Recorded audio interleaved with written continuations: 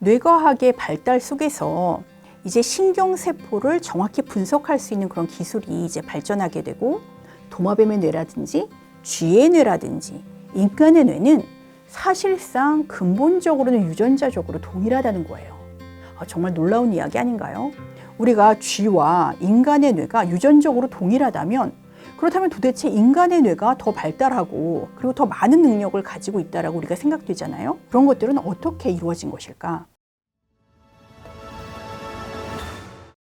안녕하세요. 이교수의 치과 사람 크리에이터 서울대학교 인류학과 이현정 교수입니다.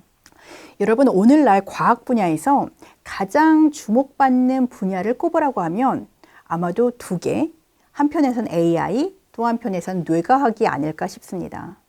그래서 우리도 이 AI라든지 뇌과학에 대해서 좀 관심을 가질 수밖에 없게 되는데요.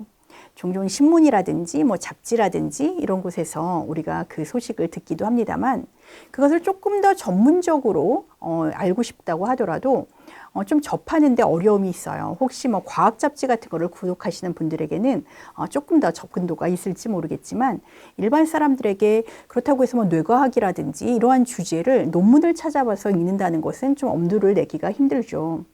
그런데 뇌과학에 대해서 너무나 쉽고 하지만 너무나도 전문적인 그런 책이 나왔길래 제가 가지고 왔습니다.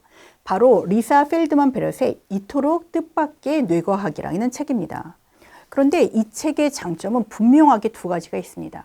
첫 번째는 이 책의 저자인 리사 펠드만 베럿이 소위 말해서 신경과학 그 분야에서 상위 1%에 속하는 그러한 대단한 전문가라는 거예요.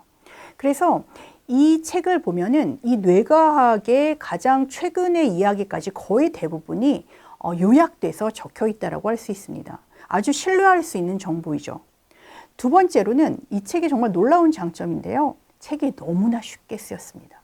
그래서 뇌과학에 대해서 정말 모르는 사람도 아주 쉽고 흥미롭게 뇌과학에 대한 정보를 얻을 수가 있어요. 저는 최근 들어서 이른바 과학자라고 하는 분들이 너무나 글을 잘 쓰셔가지고 깜짝깜짝 놀랐는데요.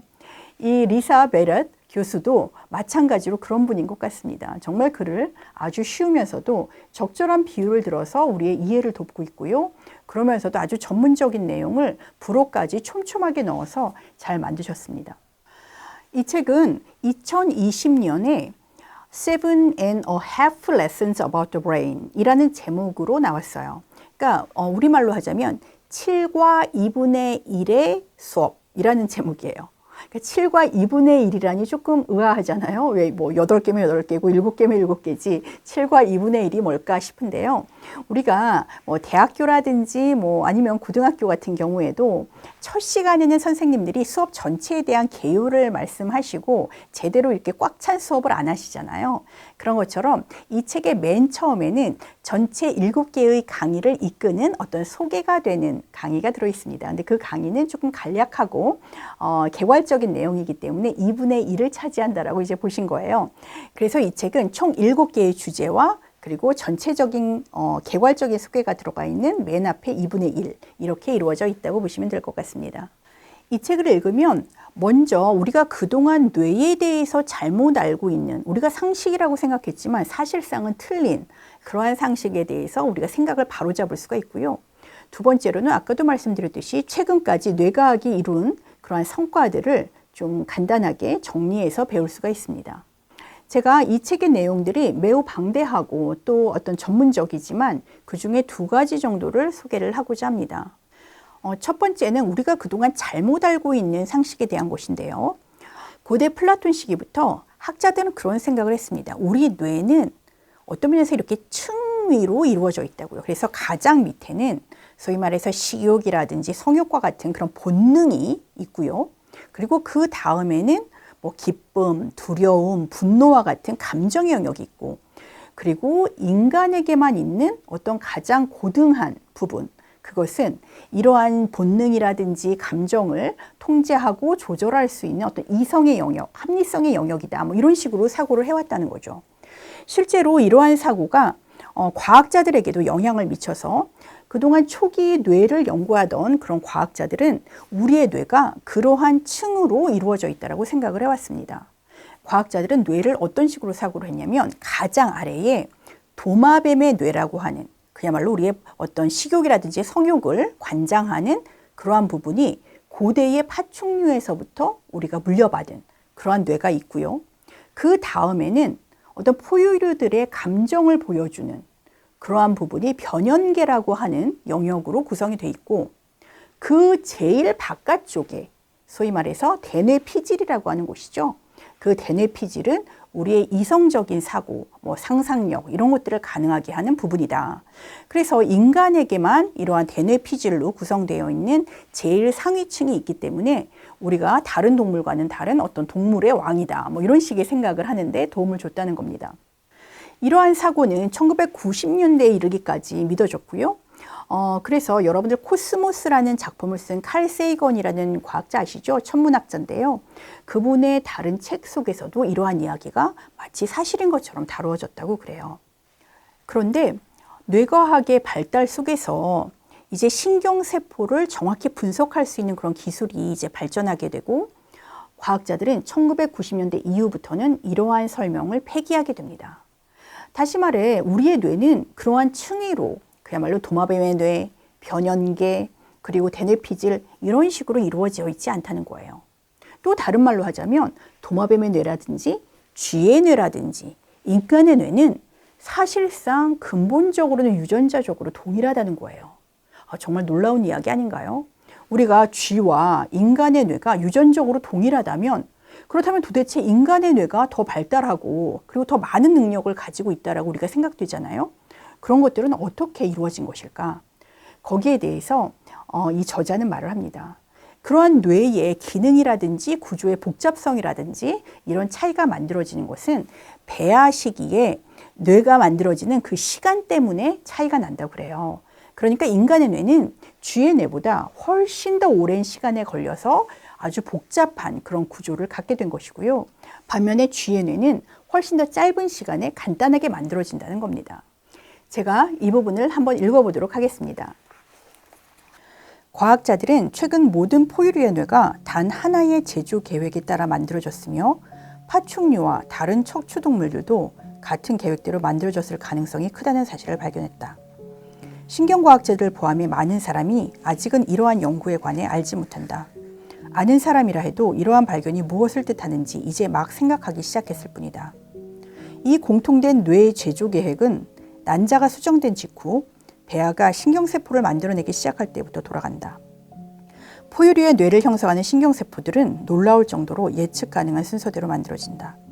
이 순서는 생쥐, 쥐, 개, 고양이, 말, 개미핥기, 인간, 그리고 지금까지 연구한 모든 종류의 포유류 동물에게서 똑같이 발견된다. 그리고 유전학적 증거들은 이러한 순서가 파충류와 조류, 그리고 일부 어류에게도 나타남을 강력히 시사한다. 그렇다. 과학적 지식에 따르는 한 당신은 다른 물고기의 피를 빨아먹으며 살아가는 칠성장어와 똑같은 뇌 제조 계획을 갖고 있다.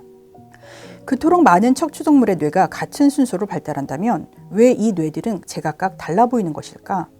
그 이유는 만들어지는 프로세스가 단계적으로 이루어지며 종별로 각 단계를 지속하는 기간이 짧거나 길기 때문이다. 생물학적 구성 요소들은 똑같다. 차이가 나는 것은 오직 시간이다. 예를 들어 대뇌피질을 구성하는 신경세포들이 만들어지는 단계는 인간보다 설치류가 짧고 도마뱀은 이보다 훨씬 더 짧다. 그래서 우리의 대뇌피질은 크고 생쥐의 것은 작으며 이구아나의 것은 훨씬 더 작거나 없는 것이다. 이구아나에게 대뇌피질이 아주 작은지 또는 없는지에 관해서는 논란의 여지가 있다. 만약 당신이 마법을 써서 도마뱀의 배아에 들어가 뇌를 형성하는 신경세포를 만드는 기간을 인간 정도만큼 늘릴 수 있다면 그 도마뱀은 인간의 대뇌피질 비슷한 것을 만들어낼 것이다. 물론 인간의 뇌와 같은 기능을 하지는 못할 것이다. 뇌의 기능을 좌우하는 것이 크기가 전부는 아니니 말이다. 그래서 인간의 뇌에 새로운 부분이란 없다. 우리 뇌에 있는 신경세포들은 다른 포유류의 뇌에도 들어있으며 다른 척추동물에서도 찾아낼 수 있다. 이러한 발견으로 삼위일체의 뇌가설의 진화적 토대는 흔들린다. 우리는 뇌가 어떤 생각을 한다든지 상상력을 발휘한다든지 어떤 판단을 한다든지 이런 기능을 주로 갖고 있는 거라고 생각하기가 쉽습니다. 그런데 사실 뇌는 그러한 것들보다 훨씬 더 핵심적인 임무가 있습니다. 그것은 인간이 가지고 있는 에너지를 조절하고, 다시 말해서 내가 어떠한 에너지를 쓰게 될지 그것을 예측하고, 그리고 신체의 에너지의 그 예산을 적절히 관리해서 인간이 생존을 유지하고 또 자신의 유전자를 다음 세대에 잘 전달할 수 있도록 그것을 조정하고 계획하고 관리하는 그런 역할을 하는 것입니다. 그것을 위해서 인간의 감정이라든지 아니면 행동이라든지 판단이라든지 이러한 것들이 이루어지는 것이죠. 그러니까 좀 전에 이야기에 따르자면 그러면 쥐의 뇌와 인간의 뇌는 별다른 차이가 없는 것일까요? 그런데 이 책에서는 그렇지는 않다고 말합니다.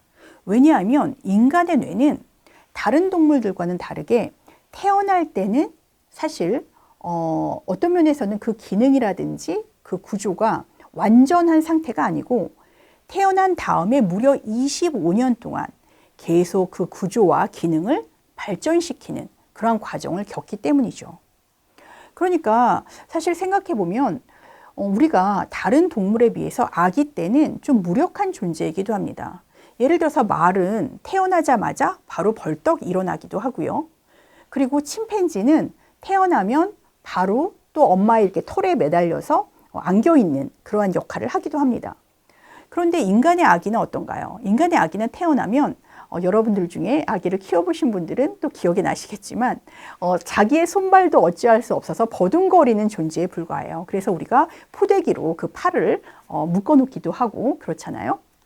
이처럼 아기일 때는 아직 굉장히 미성숙하고 미발달된 그러한 통제 능력이라든지 관리 능력이 매우 부족한 상태로 태어난다는 거죠. 그러다가 시간이 지나면서 이제 뇌가 점점 분화하고 또 복잡하게 만들어지는데요. 이 과정에는 주변의 자연 환경뿐 아니라 우리 인간들이 만들어내는 사회 환경이 주는 그러한 자극들이 중요한 요소가 된다고 합니다. 그것을 우리는 뇌의 가소성이라고 하는데요. 가소성이라는 단어는 영어로는 plasticity, 플라스틱에서 온 단어예요. 그러니까 우리가 플라스틱도 보면은 이렇게 열을 가하면 녹아가지고 다른 모양으로 만들 수 있잖아요. 그것처럼 뇌는 우리의 주변 환경에 의해서 그 자극을 받아들이고 또 거기에 반응하면서 그 내부적으로 구조라든지 기능을 훨씬 더 분화시키고 또 복잡하게 만드는 그러한 과정을 겪는다는 겁니다. 예를 들어서 아기가 있을 때 그 아기가 밤에 계속 울어요. 밤새도록 우는데 그때마다 계속 안아서 얼러주면서 재운다면 그 아기는 이렇게 얼러서 자는 거구나 라는 것을 이제 인식하게 되고 그것과 관련해서 이제 조정을 하게 된다는 겁니다. 반면에 그 아기를 계속 우는데도 내버려 두면 그 아기는 혼자 잘 수 있는 그런 능력들을 좀 키우게 된다는 것이죠. 또 만약에 아기한테 계속 똑같은 언어를 반복해서 들려주면 그 아기는 그 언어에 대한 감각을 더 발전시킬 수가 있고, 혹은 뭐 강아지 인형을 계속 반복해서 보여주면 그 강아지라는 물건이 되게 중요한 물건이구나라고 그렇게 관심 영역으로 만들게 된다는 겁니다. 아주 극단적으로 아기한테 적절한 빛을 쐬어주지 않고 하루 종일 깜깜한 곳에 그것도 한동안 오랫동안 그렇게 놔두게 되면 아기는 심지어 시력을 발달시키지 못하게 돼요. 그러니까 우리는 아기가 자랄 때 적절한 물리적인 환경도 마련해 주어야 되지만 또한 사회적인 환경도 적절하게 해줘야 된다는 겁니다. 그렇지 않으면 뇌가 그 아이가 이 사회에서 제대로 반응하고 또 스스로를 신체 예산을 관리할 수 있는 그런 뇌로 발달을 하지 못한다는 거예요. 그런데 여기서 중요한 게 있습니다. 그렇다면 어린 시절에 좀 잘못한 것은 계속 평생 가는 게 아닐까 이런 두려움이 좀 드시잖아요. 그런데 아까도 말씀드렸듯이 뇌는 가소성이 있습니다. 플라스티시티라고 말씀드렸던, 그러니까 아이에게 행한 어떤 부주의한 자극이나 태도가 나중에 만약에 그것이 다시 좀 좋은 환경에서 조절이 된다면 회복할 수 있는 가능성은 있다는 거예요. 그런데 만약에 그 시기가 너무 길고 그리고 계속 방치되어 있다면 그것을 회복하기는 매우 어렵겠죠. 제가 관련해서 또 한 부분을 읽어보도록 하겠습니다. 1960년대 루마니아의 공산당 정부는 대부분의 피임과 낙태를 금지했다. 니콜라이 차우체스쿠 대통령은 인구를 늘려 경제대국이 되고 나아가 세계 강국이 되기를 원했다. 이 새로운 법 때문에 많은 가정에서 감당할 수 있는 것보다 더 많은 자녀를 낳았다. 그 결과 아이들 수십만 명이 고아원에 보내졌고 많은 아이가 끔찍하게 학대당했다. 여기서 우리가 주목할 것은 사회적 욕구가 충족되지 않은 아이들이다.